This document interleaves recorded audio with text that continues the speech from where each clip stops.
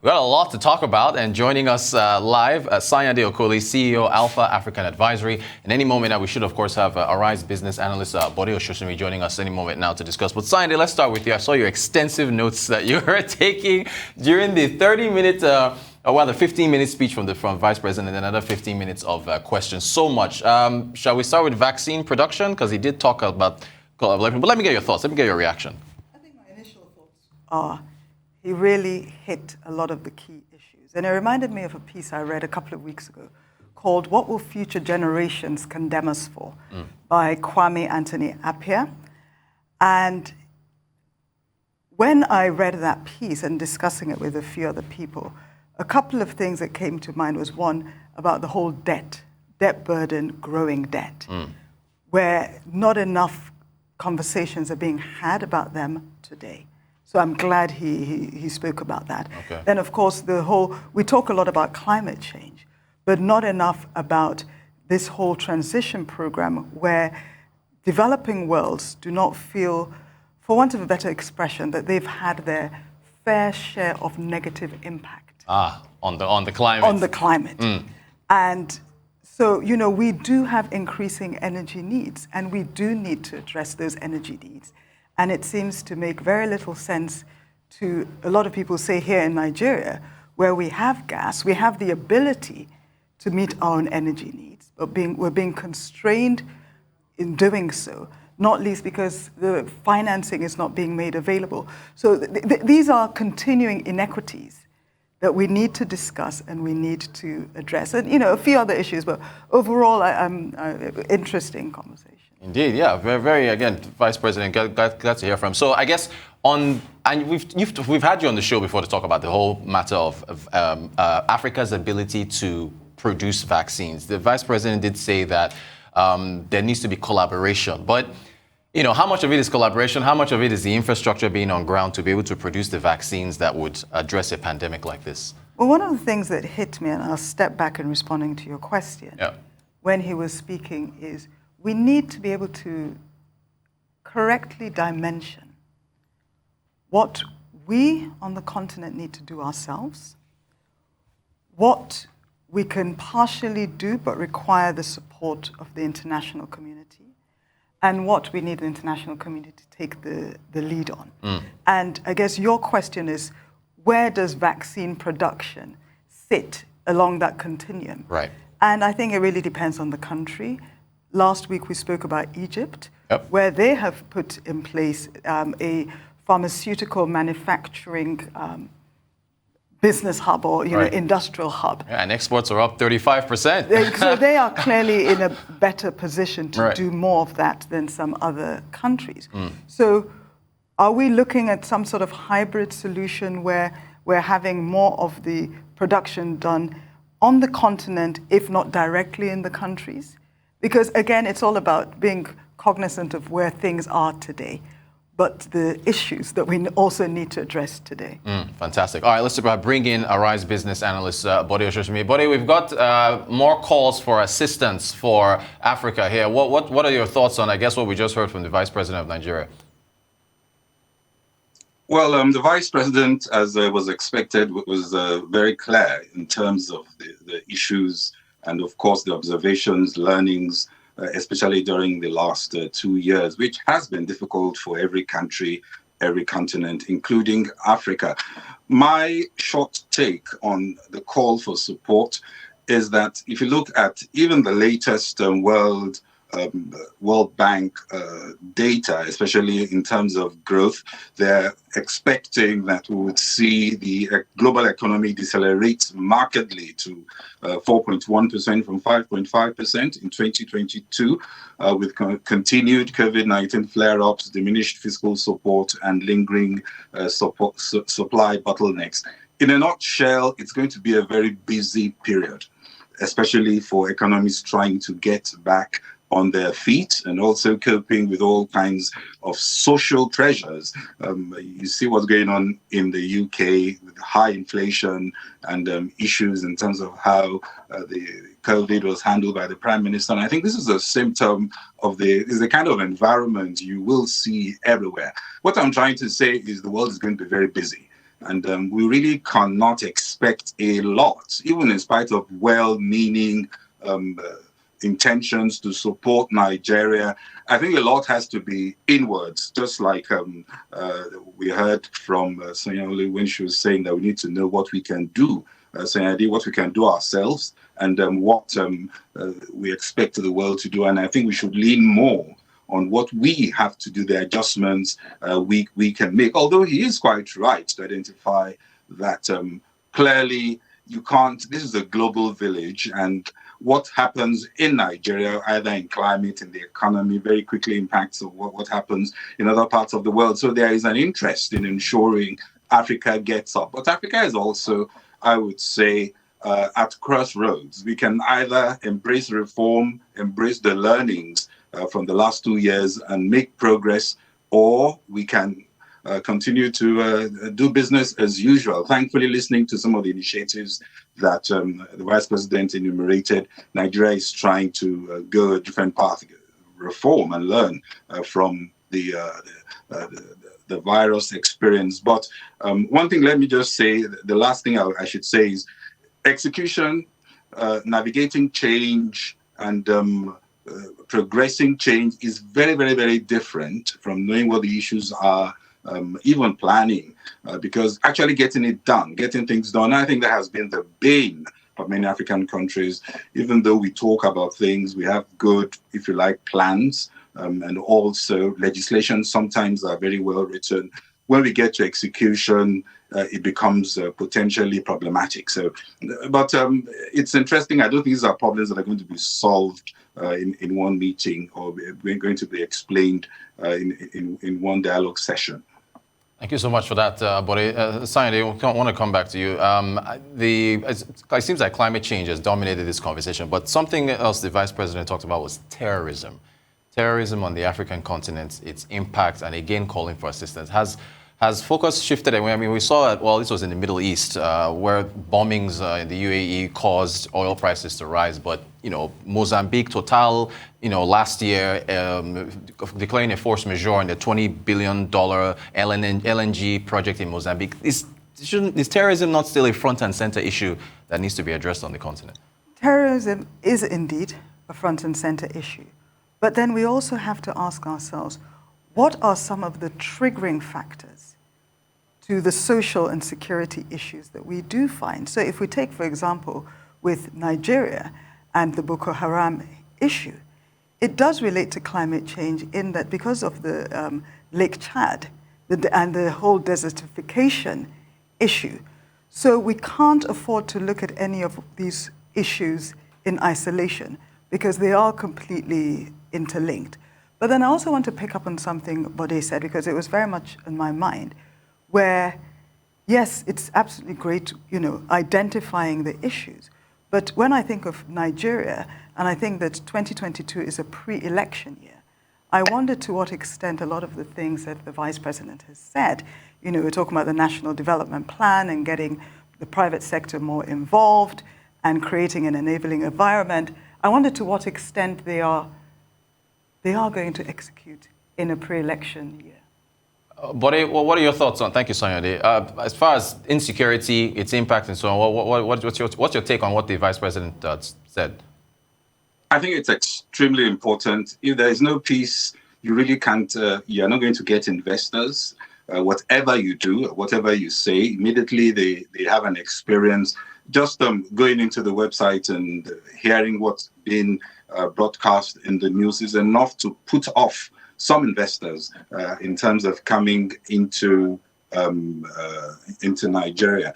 So my sense is clearly the security issue is a major issue to address. But apart from addressing the security issues, there are other issues. There are other huge gaps in kindly let me put up. I'm sorry. To Middle East. We have a great panel, and of course we discuss.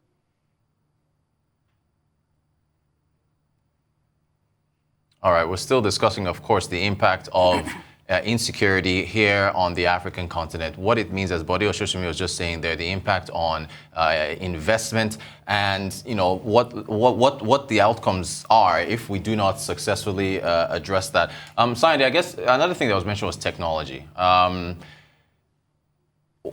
It's not a magic pill that can just solve things, because this technology is linked to, we've talked about internet access and so on and so forth. The Vice President did mention that as well. What can technology do? Should we invest more there, lean more on it, or is it a non-starter if you don't get the right infrastructure in place? I think it's neither or both, i.e. technology is the way forward. We're not operating in isolation. We're part of this whole global village. And to be able to interact effectively, we do need technology. We saw what happened with the pandemic, where we all had to essentially go online. Schools went online, businesses went online. So we needed that enabling infrastructure to do so. But having said that, we're not going to be able to optimize technology without the electricity. Technology is being used in businesses, e-commerce, etc. We need the roads for easier logistics, etc., etc. So again, it's having a holistic approach in setting the policies and in the implementation. Fantastic. Thank you so much. All right, Bode, please, if you wanted to finish your point, go right ahead. About that. Indeed, security is important, but I was just about to go into infrastructure before Sanyade raised those issues. But clearly there is a link between issues around security and then the poor education, infrastructure gaps, poor health services, and one has to look at everything together. The other thing, of course, that is relevant is not just trying to stop the terrorism, but also the global cooperation. One thing I'm learning, especially in the last 2 years, is that global cooperation is key. Now you have smart cities, you have all kinds of technology that you can use to reduce a lot of the issues and the challenges you could have, especially with terrorism. But you need to be, I would say, present, especially in the global space, so that you can have access to a lot of some of these technology. You need to have the cooperation. You need to sign the pacts with those that are involved, and so that you really are present in the global war against terrorism. I'm not sure Nigeria is as visible. The president particularly has done more in the international space of recent, but I think initially he wasn't very visible in a lot of the discussions and dialogues. And if you're not there at those global meetings, a lot of this technology and a lot of the intelligence and new ways of fighting terrorism, you may not have access to it. But just like Sanyade was saying, if you address terrorism without addressing health infrastructure, education, and some of these other issues, IT, because one of the ways you used to fight the terrorism is with technology infrastructure, broadband. There are ways in which you can use new recognition technologies to spot terrorists. Just maybe they're just walking out of their house, and you can spot them, and obviously begin to have databases of people that could be problematic. So it's more than just bringing in the money; it's understanding the total picture and investing appropriately. Thanks, Bode. We're going to take a quick break on the Global Business Report. We'll continue the conversation after the break. Do stay tuned. Welcome back to the Global Business Report on the Rise News. We're still reacting to the address from Nigeria's Vice President, Professor Osinbajo, at the World Economic Forum, the Davos Agenda. We have, of course, Sanyade Okoli, CEO, Alpha African Advisory, and we also have Arise business analyst, Bode Ososami, over in the UK discussing this. Sanyade, okay, we'll come back to you. So we've talked terrorism, we've talked technology, we've talked climate change. Vice President Osinbajo also talked about, I think it was in answering one of the questions from the moderator, an enabling business environment, which yourself and Bode have both talked about extensively on several segments on the show. But once again, how important is that in the grand scheme of things? Absolutely critical. To be honest, I think the first thing that I did find heartening was him acknowledging that private sector were going to be key for the national development, and that their focus was going to be on creating the enabling environment.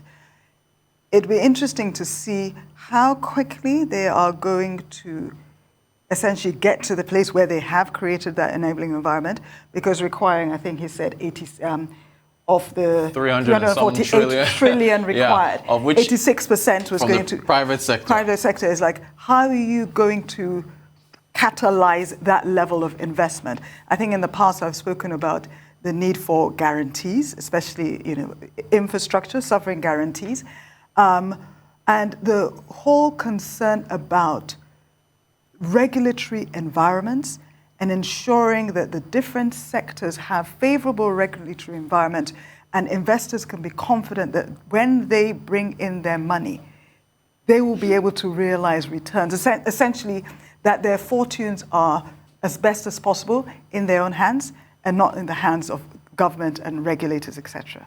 Thank you. Bode, your thoughts, you've also talked about this extensively, Bode, the enabling business environment. Well, I don't want to sound cynical, but I've heard this just too many times for too long.